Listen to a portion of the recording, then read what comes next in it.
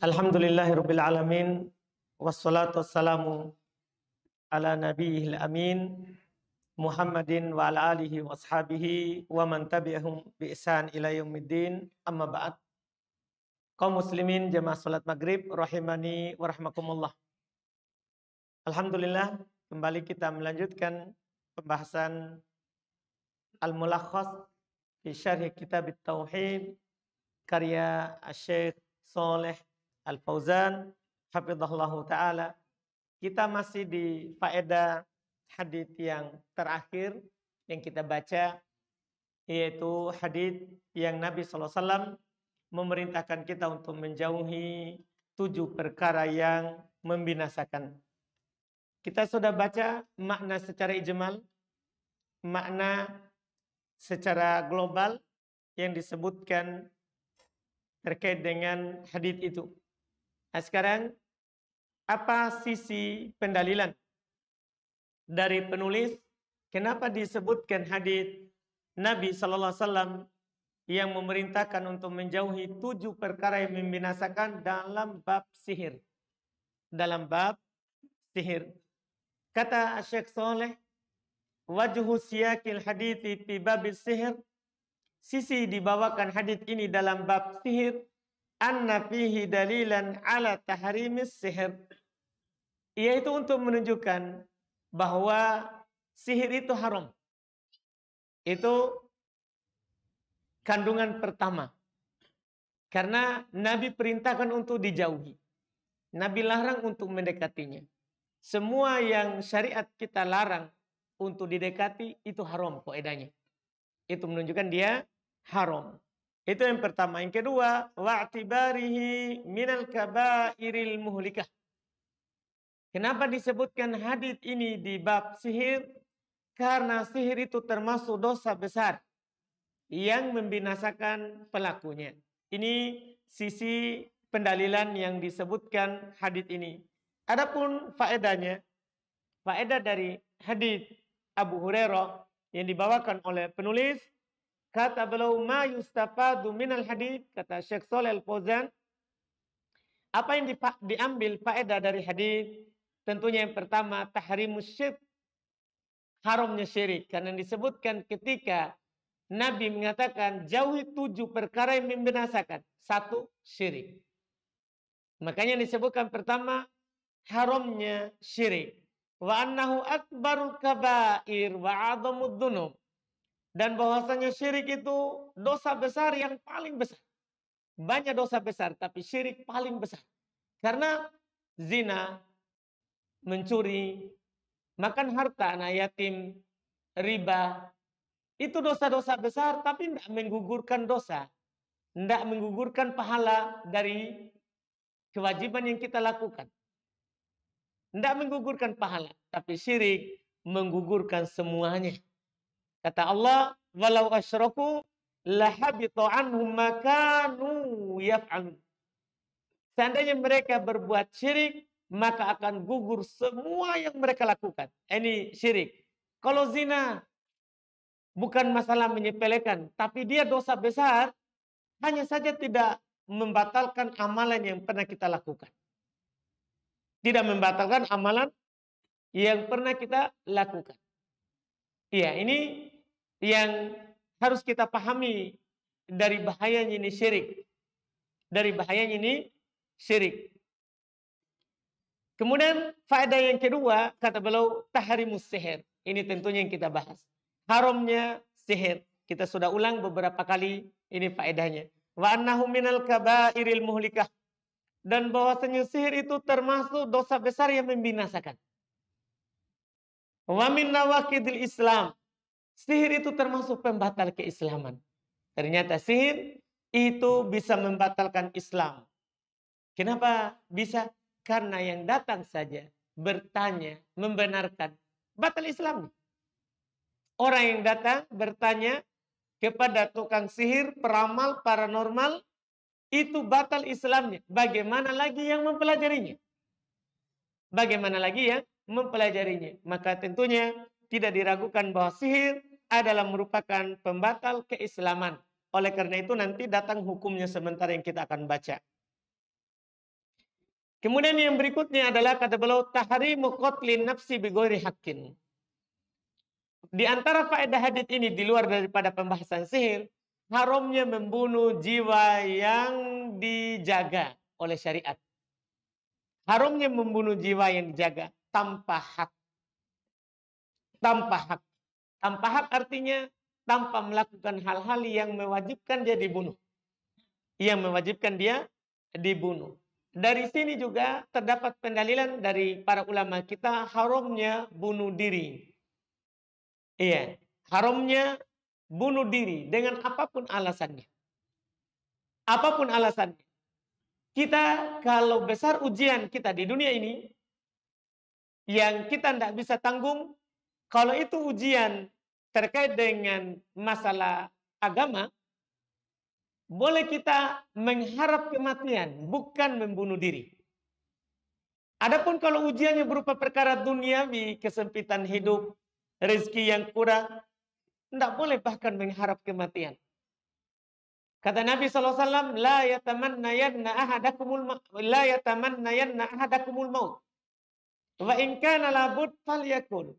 Allahumma ahyini in kanatil hayati khairan li wa tawaffani in kanatil wafatu khairan li. Kata Nabi, jangan sekali-sekali salah seorang dari kalian mengharap mati. Li amrin nazalabi. Karena ada sesuatu yang turun menimpanya.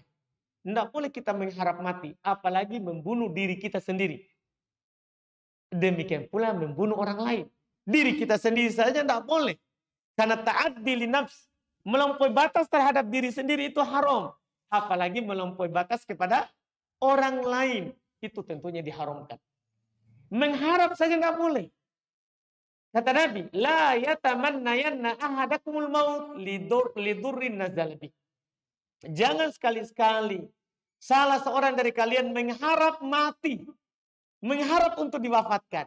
Karena ada bahaya yang turun menimpanya. Wa in kana labud, kalau memang harus. Berdoa saja. Ya Allah. Kata Nabi, berdoa saja. Ya Allah, kalau memang hidup itu baik untukku, hidupkan saya. Tapi kalau memang kematian itu adalah baik untukku, wafatkan saya. Berdoa saja. Bisa. Adapun kita membunuh diri, tidak boleh. Kita harus berdoa kepada Allah untuk menghidupkan kita kalau memang kita hidup baik. Iya, karena kalau kita hidup panjang umur, terus bagus amalannya, kan kita menjadi manusia yang baik. Kalau kita hidup Ramadan lalu puasa. Ramadan ini lagi dapat. Panjang umur kita. Dalam keadaan kita taat. Itu kan kita menjadi orang baik. Iya, menjadi orang baik kita. Yang terbaik yang hidup di muka bumi. Makanya kita minta kalau hidup itu baik, hidupkan saya. Kan kita minta kepada Allah. Karena bisa saja hidup lebih baik untuk kita. Karena ada sebagian manusia, dia hidup lebih baik. Kalau dia beramal amalan soleh. Kata Nabi SAW dalam hadis beliau yang lain, khairukum man tala umuruhu wa hasuna. Orang yang terbaik di antara kalian adalah orang yang panjang umurnya, bagus amalannya. Panjang umurnya, bagus amalannya. Masa mudanya, misalnya lalai, tidak dapat hidayah. Masa tua makin dekat kepada Allah. Ini kan baik untuknya. Orang yang panjang umurnya, bagus amalannya. Makanya kita meminta kalau memang susah hidup kita di kehidupan dunia ini, jangan bunuh diri. Minta saja kepada Allah. Kalau memang hidup baik, hidupkan. Haram membunuh diri. Apalagi membunuh orang lain. Nah, di sini hadis. Itu membunuh orang lain membinasakan. Membunuh orang lain adalah perkara yang membinasakan, kata Nabi Sallallahu Alaihi Wasallam. Kemudian faedah yang keempat kata beliau, jawazu qatlin nafsi idza kana bihaqqin. Masya Allah. Di hadis ini menunjukkan bolehnya kita membunuh orang lain kalau ada haknya memang. Kalau memang haknya dia dibunuh. Seperti apa? Kalau kisos. Seperti dia lakukan kisos. Kalau ada orang membunuh keluarga kita dalam hukum Islam, dia dibunuh juga. Dia dibunuh juga. Ini yang disebutkan di Quran dalam hukum Islam. Wariddah, di antara contoh juga seperti misalnya kalau dia murtad. Seperti tukang sihir kan murtad. Itu berarti kalau tukang sihir dibunuh, seperti nanti kata Umar radhiyallahu taala anhu, bahwa sihir itu hukumnya dipenggal lehernya. Itu karena dia murtad. Seorang kalau melakukan sihir berarti dia membatalkan keislamannya. Maka wajar hukumnya nanti dibunuh. Wajar hukumnya dibunuh. Wazina ba'da ihsan. Demikian pula misalnya termasuk contoh yang dibunuh karena hak adalah kalau dia berzina setelah menikah. Ada orang sudah punya istri, dia pergi berzina. Dia berzina, dia selingkuh dengan tetangga rumahnya atau orang lain, dia berzina pokoknya. Maka hukum Islam kalau dia sudah menikah, dibunuh. Kalau belum menikah, hukumnya lain. Dicambuk 100 kali dan diasingkan setahun. Dicambuk 100 kali dan diasingkan setahun. Itu kalau belum menikah. Tapi kalau sudah menikah tapi masih berzina padahal ada istrinya. Ini dibunuh dalam hukum Islam. Ini namanya hak Islam. Ini namanya hak Islam. Adapun selain sebab ini tidak boleh, apalagi hanya sekedar syubhat saja.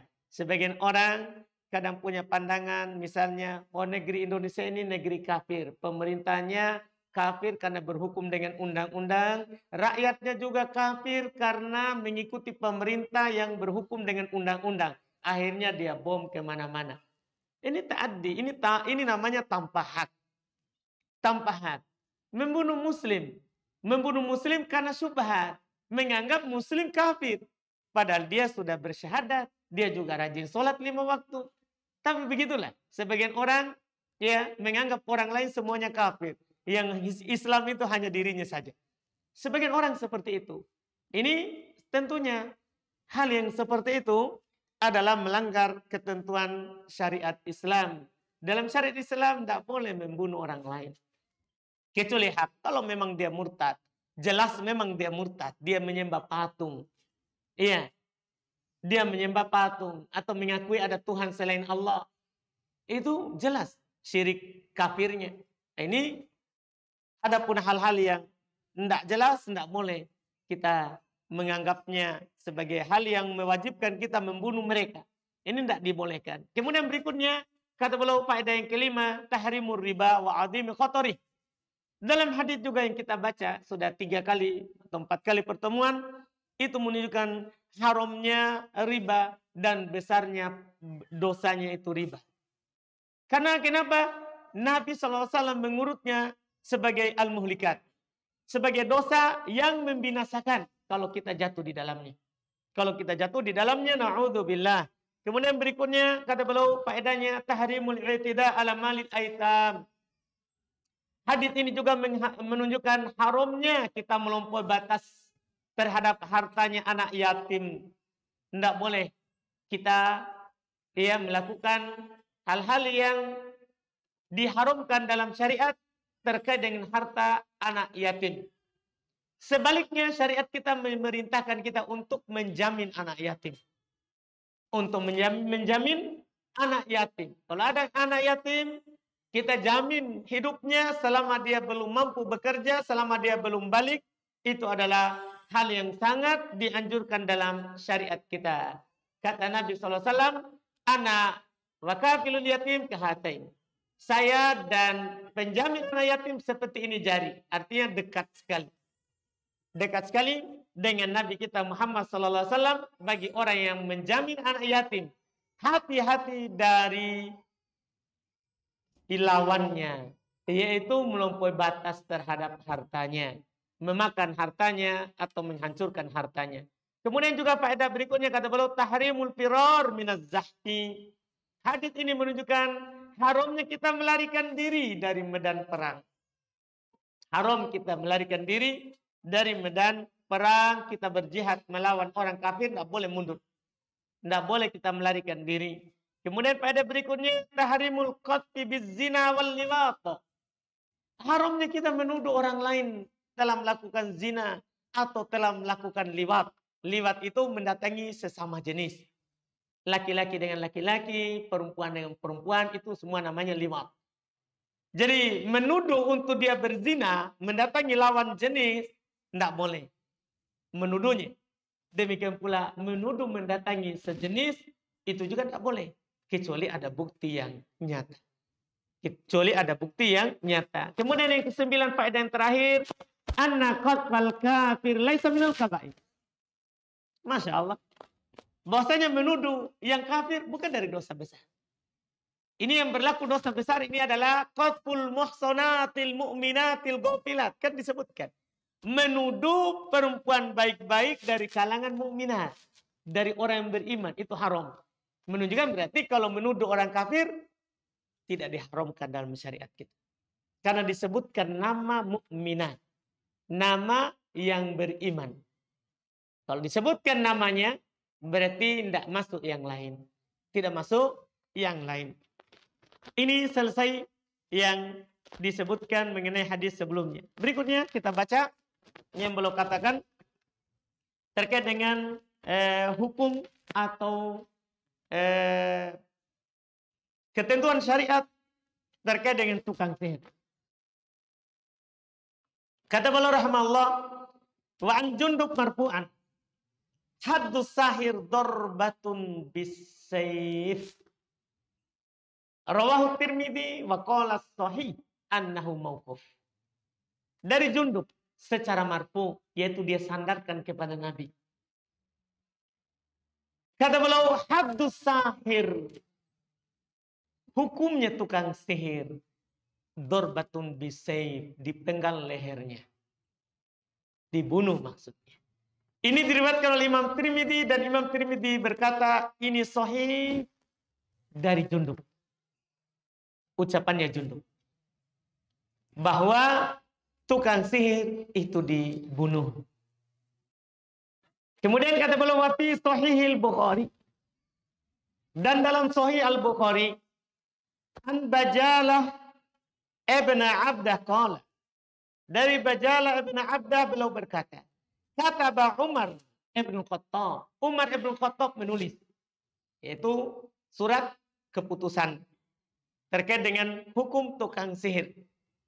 Umar ibn Khattab ya pemerintah, beliau khalifah kedua setelah Abu Bakar As-Siddiq.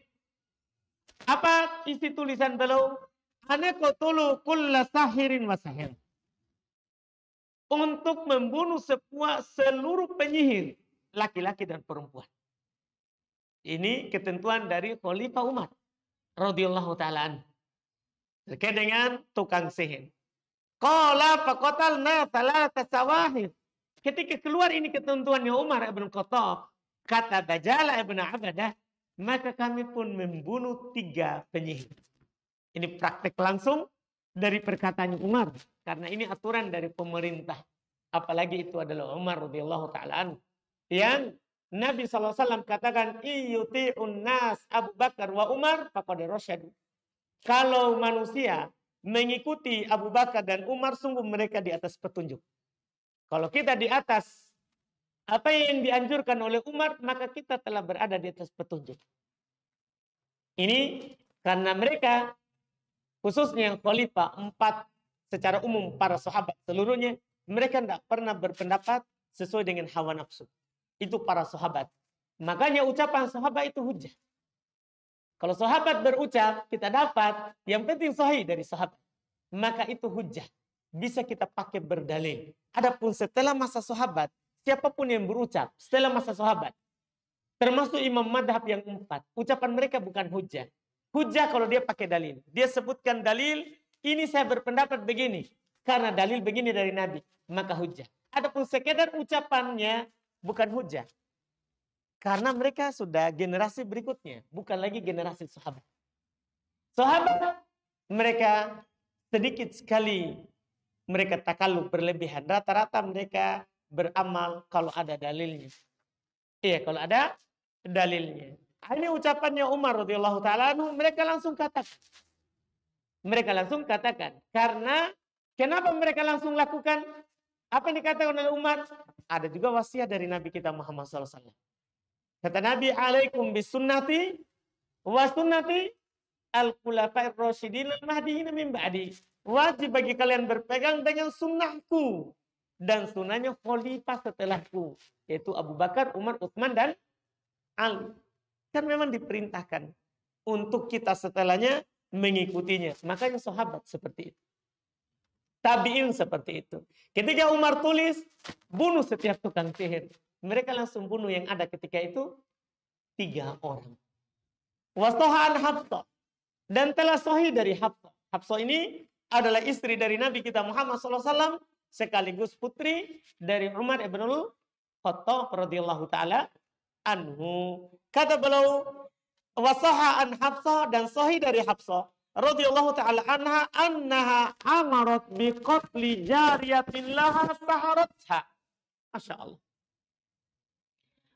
Telah sahih dari Hafsah bahwasanya dia memerintahkan untuk membunuh budaknya yang telah menyihirnya.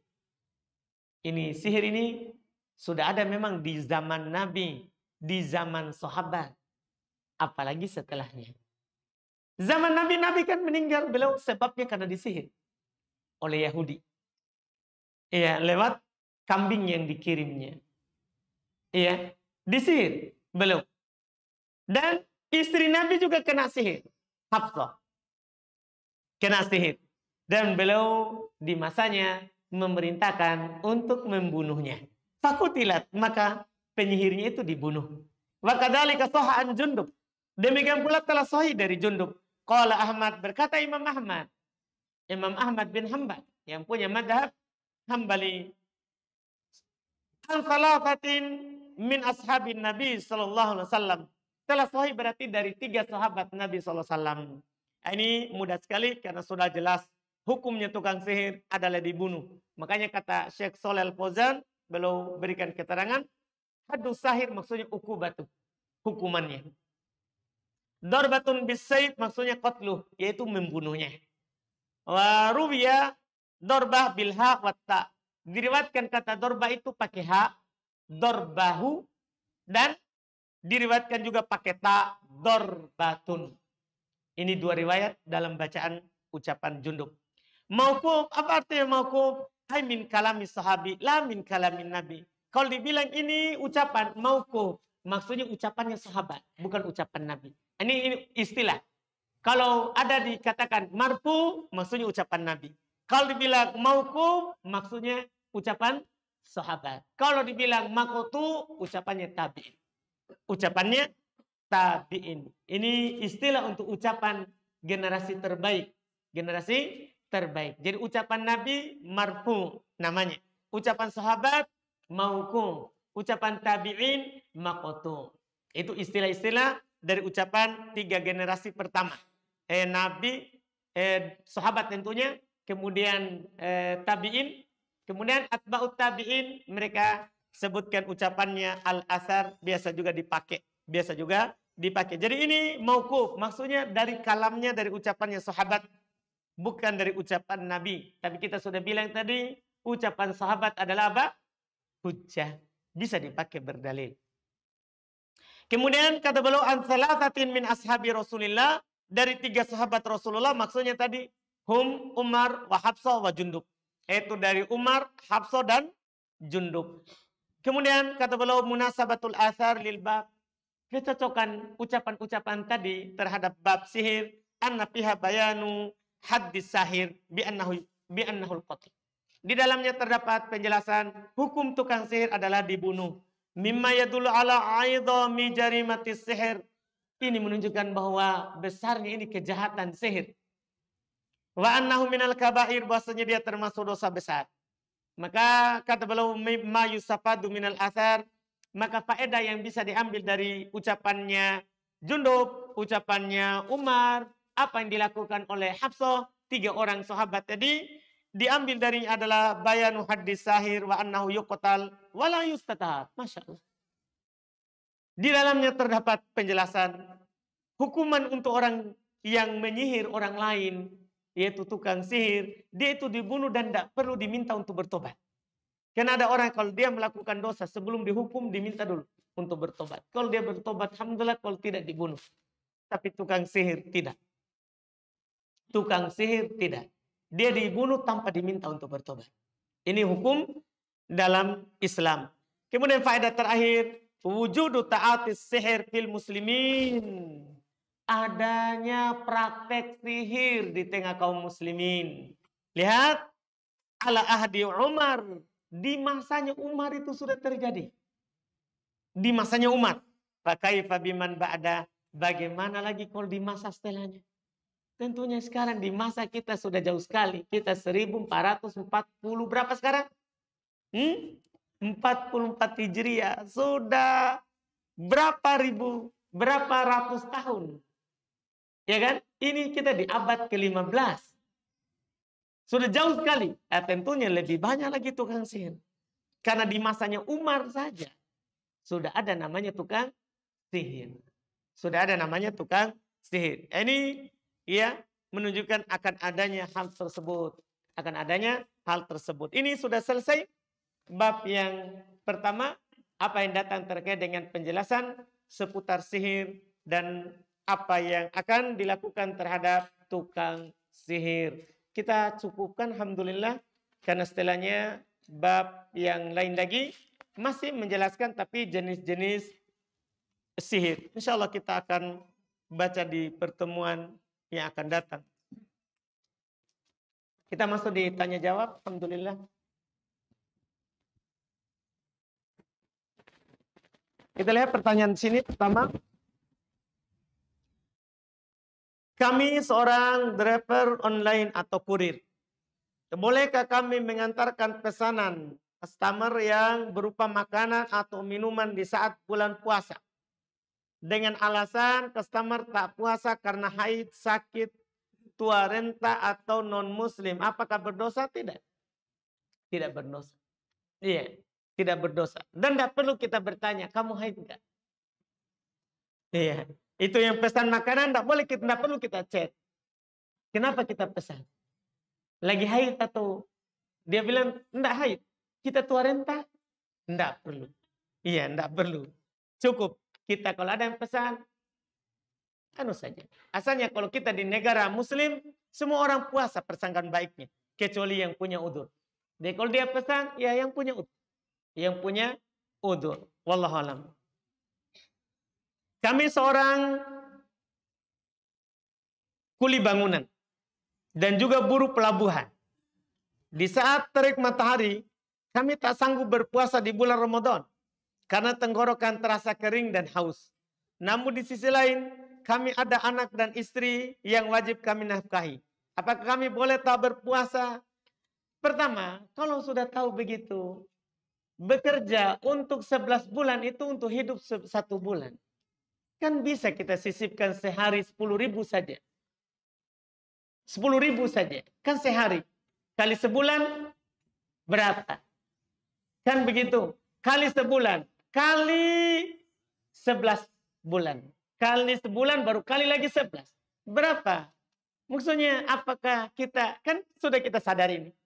Bahwa saya akan melewati bulan puasa dalam setahun. Harusnya sudah ada usaha. Sudah ada niat kita dari awal bahwa saya akan berpuasa. Iya kan? Saya enggak bekerja. Ini di awal kita katakan seperti itu. Jangan nanti langsung menyerah seperti ini. Harus ada usaha. Ingat, kalau kita berusaha maka pasti ada jalan. Ya masalahnya adalah kadang kita tidak mau berusaha. Allah kan telah menjanjikan hal tersebut. Walladzina jahadu fina lanahdiyannahum subulana wa innallaha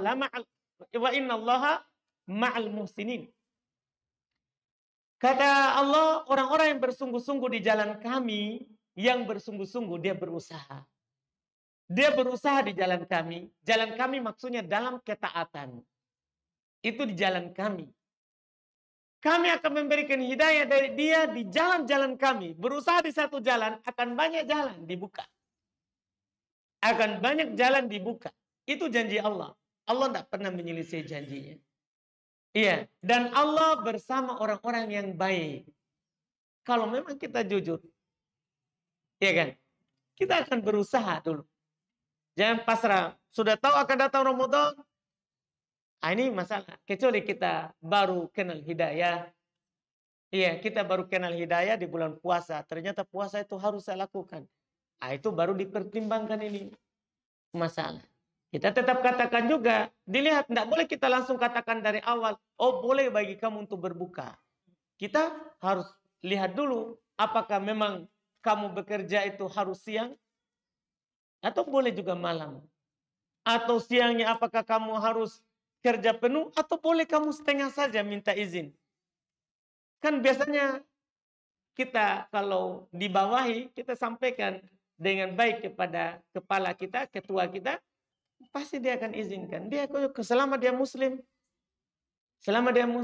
pasti dia izinkan kita untuk kerja. Tidak apa-apa dipotong gaji. Tidak apa-apa. Kan man taraka syai'an lillah awadahullahu khairan minha. Siapa meninggalkan sesuatu karena Allah, dia karena puasa, tidak apa-apa kerja setengah hari, potong saja gaji pun dapat. Dia lakukan itu karena Allah. Allah akan menggantikannya dengan yang lebih baik. Itu janji itu. Tidak boleh kita ragu. Tidak boleh kita ragu. Sebagai kita sekali lagi kadang terlalu mudah untuk menyerah di awal. Atau tanpa melakukan usaha atau sebab. Tidak boleh seperti itu. Tidak boleh seperti itu.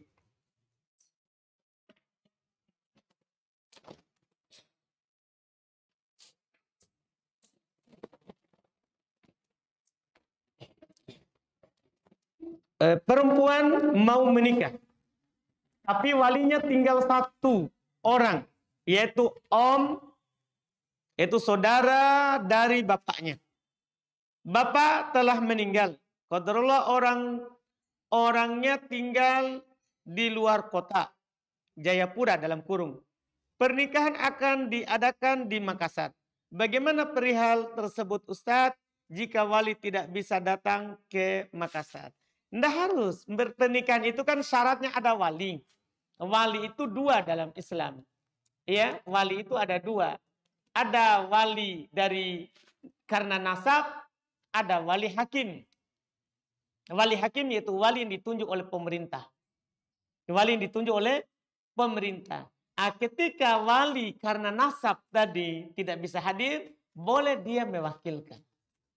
Boleh dia mewakilkan ke wali hakim atau kepada orang yang dia percaya. Boleh dia wakilkan. Dia serahkan perwalian ke orang lain. Tidak ada masalah.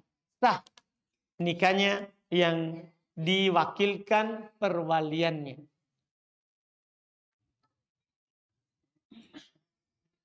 Bagaimana hukumnya jika ada jimat di rumah seseorang? Apakah itu termasuk syirik kalau kita menggunakannya? Kita gantung jimat itu karena ada kepercayaan. Dia sebab berkah, sebab menolak bala, syirik. Nabi yang mengatakannya. Kata Nabi, man ta'allaqa tamimatan faqad asyrok. Siapa yang menggantung jimat di rumahnya atau di badannya, maka sungguh dia telah berbuat syirik. Sungguh dia berbuat syirik. Itu kata Nabi SAW. Tapi kalau dia dapat seperti itu dan dia tidak bergantung padanya, ya seharusnya dia buang. Dia buang, dia bakar, dia tenggelamkan ke laut. Oh ya, bagaimana dia membuangnya? Supaya orang tidak menggunakannya. Supaya orang tidak menggunakannya. Allah. Ya, silakan.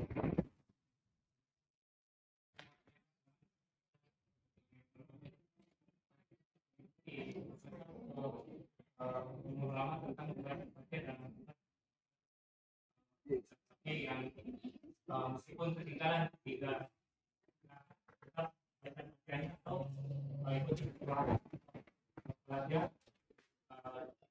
itu mengelak untuk membaca ini bagiannya seperti dan terus yang kedua menggunakan menghakai dengan puasa kan ada hadis menyatakan apa saja menjelang terus dalam hal ini kan berbeda-beda biasa azannya dan azan sahur dan azan berpuasa ada mulai dari kafir tinggi radio biasa senang ini kan usia tidak sering bisa berbeda-beda. Baik, Masya. Untuk pertanyaan yang pertama, di mana kita baca itu? Kalau jumhur cukup dengan bacaan imam, terus Imam Syafi'i tidak cukup. ke Al-Fatihah.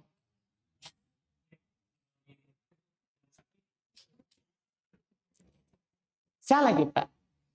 Kayaknya di mana kita baca itu? Karena gini, semua ulama madhab, kecuali Abu Hanifah, seluruh ulama madhab berpendapat bahwa solat harus baca Al-Fatihah. Solat harus baca Al-Fatihah. Tidak ada yang berpendapat bahwa kalau kita sebagai makmum cukup imam baca. Kecuali hanya Abu Hanifah, Pak. Jadi bukan Imam Syafi'i. Kecuali Abu Hanifah saja. Jadi seluruh ulama madhab, Malikiyah, Syafi'iyah, Hanabilah, semuanya berpendapat bahwa ketika seorang sebagai makmum, wajib dia baca Al-Fatihah. Berdalil dengan hadits Ubadah bin Samit, la solata liman lam yakra bi Fatihatil Kitab. Tidak ada solat bagi orang yang tidak baca Al-Fatihah. Riwayat Bukhari Muslim dari Ubadah bin Samit. Tidak ada solat. Datang Abu Hanifah, belum punya pendapat bahwa siapa yang solat sebagai makmum, bacaannya imam sudah mencukupi. Artinya tidak perlu makmum membacanya. Cukup mendengarkan bacaan imam. Belum punya dalil hadis. Riwayat Imam Al-Baihaqi At-Tabrani yang mengatakan bahwa dari Jabir. Dari Jabir. Katanya Nabi SAW bersabda, man kana lahu imam, fa qira'atu lahu qira'ah. Siapa yang sholat punya imam, bacaan imam itulah bacaannya makmum. Artinya makmum tidak perlu baca. Ini Pak yang berpendapat Abu Hanifah. Bukan Imam Syafi'i. Iya, bukan juga Imam Ahmad. Mayoritas malah harus baca. Mayoritas harus baca. Jadi hanya Abu Hanifah yang berpendapat.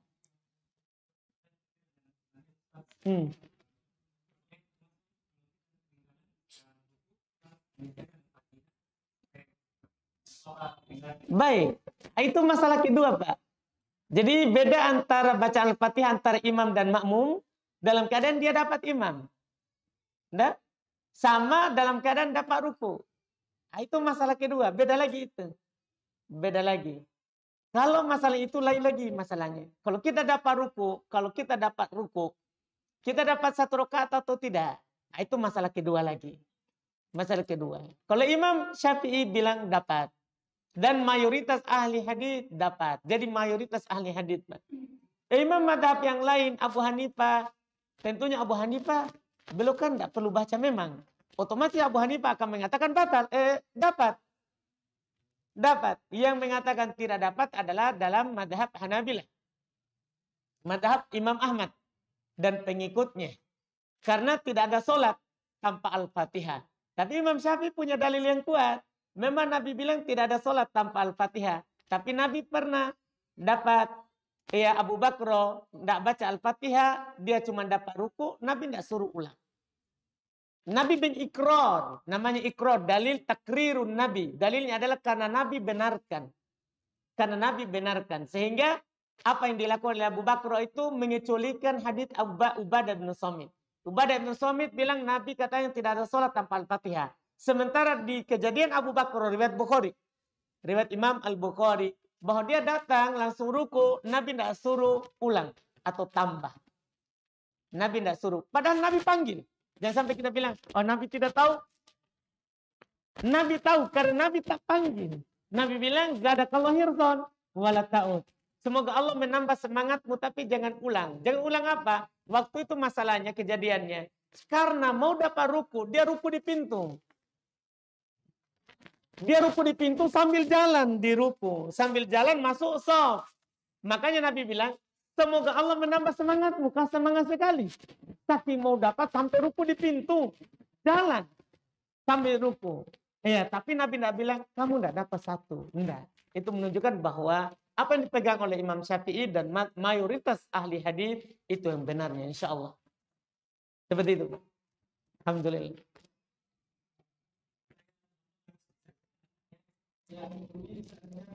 Dapat saat berdiri.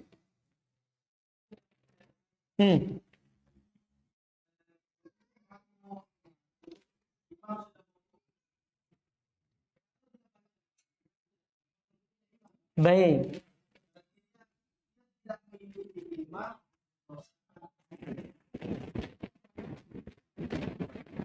Baik. Nah, sebenarnya tidak ada dosa di sini, Pak.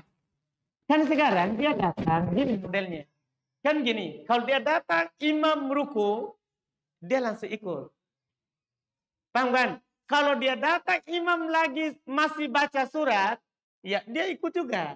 Tapi selesai Al-Fatihah atau tidak, itu masalah lain. Kalau dia dapat saat berdiri, dia baca Al-Fatihah, ternyata imam sudah ruku dan dia tidak bisa kejar. Dia harus tambah 1 rakaat. Dia harus tambah 1 rakaat. Tapi kalau dapat saat ruku, ini dalilnya. Kalau dapat saat berdiri, berlaku hadits Ubadah Ibnu Samit. Kalau dapat saat ruku, berlaku hadits Abu Bakar. Karena kita kompromikan, amalkan 2 hadits. Seperti itu. Jadi tergantung dia dapat apa sekarang.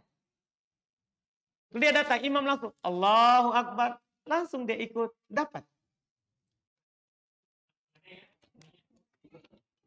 Kenapa kepala keldai? Nah dia tidak dahului. Nggak. Kepala keldai itu dia dahulu imam.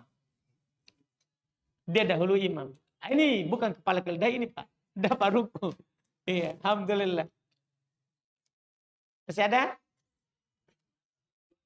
Ya. Oh, pertanyaan kedua. Ini masalah, Pak. Pertanyaan kedua tadi itu terkait dengan kita buka puasa. Sebenarnya pada dasarnya, alhamdulillah, kalau seandainya kaum muslimin seluruhnya mengetahui dan mengamalkan syariat, kita tidak akan ragu seperti ini. Karena sebenarnya Nabi SAW bersabda, "Idza gharabatis syams faqad aftara shaim." Apabila matahari itu telah terbenam, artinya bulatan matahari itu sudah hilang di atas permukaan laut, maka orang berpuasa telah berbuka. Seandainya orang adzan semuanya, Pak, karena dia melihat matahari terbenam, selesai masalah. Ini masalahnya kadang di masjid, dia sudah buka dulu baru adzan. Kasihan di rumah. Kasihan di rumah. Ini makanya sekarang timbul perbedaan banyak, Pak. Kenapa kita dengar banyak perbedaan adzan? Kan itu tadi, muadzinnya makan dulu. Kalau seandainya dia hanya jalan kota, tapi ini kadang dia tambah lagi pisang hijau. Ini masalah. Membuat dia lama kadang adzan. Seharusnya kalau matahari sudah terbenam, dia harus adzan. Dia kan dia amin. Dia pemegang amanah. Amanah untuk sholat, amanah untuk puasa. Seharusnya seperti itu, Pak. Jadi ada teman misalnya lihat matahari di pantai, dia telepon sama muadzin. Sudah, langsung dia adzan. Dan tanpa buka. Tidak apa-apa dia belum buka, karena maslahat kaum muslimin yang banyak. Karena maslahat. Kita di pesantren, karena di Makassar ini alhamdulillah dekat dengan terbitnya matahari, dilihat. Ya kita di pesantren begitu. 1 orang selalu diwakilkan, mungkin 2 hari, 3 hari, diwakilkan ke pantai. Dia melihat waktunya. Itu bisa dijadikan sandaran besok untuk adzan. Iya, kita lihat bahwa sudah masuk, dia adzan, yang lain buka. Tidak pakai radio, tidak pakai. Iya. Nah, kalau perbedaan seperti tadi, kita lihat mana yang adzan tepat waktu. Kalau radio biasa tepat waktu, itu kita ikuti. Kita cari yang lebih meyakinkan. Seperti itu. Kapan kita bangun di atas yang yakin, tidak ada masalah dengan salah sedikit. Tidak ada masalah. Seperti itu, Pak. Wallahu a'lam. Habis? Habis juga. Alhamdulillah. Baik, kita cukupkan. Alhamdulillah. Semoga bermanfaat. Subhanaka wa bihamdik, asyhadu an la ilaha illa anta astaghfiruka wa atubu ilaik. Assalamualaikum warahmatullahi wabarakatuh.